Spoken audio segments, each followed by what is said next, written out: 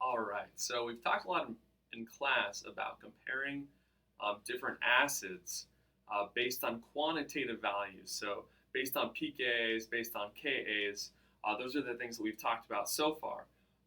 But what we want to know is how can we compare the acidity of two acids without pKa values? Because we're in the future we're going to be comparing different acids that we haven't seen anything exactly like that specific acid. So we need to know how to compare these acids qualitatively. And kind of the underlying principle behind this is that anything that stabilizes the conjugate base makes the starting acid more acidic.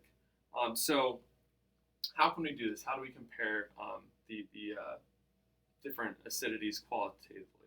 So the first thing that we're going to want to do is draw the conjugate bases of the acids that we're comparing. So draw the conjugate bases of the acids we are comparing.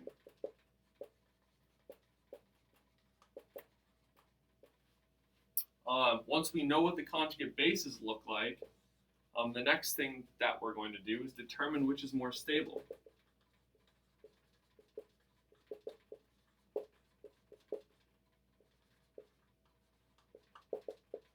So determine which conjugate base is more stable. And then the third thing is really just the result of this process is that the more stable conjugate base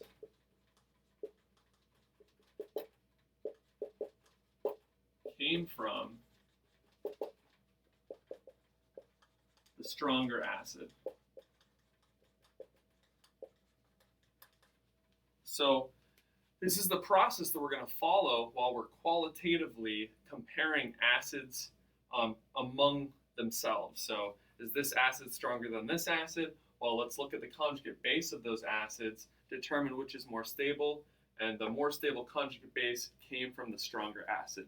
And what we're going to go through in the following few videos is um, how we can tell which conjugate base is more stable. And we'll find that there are four effects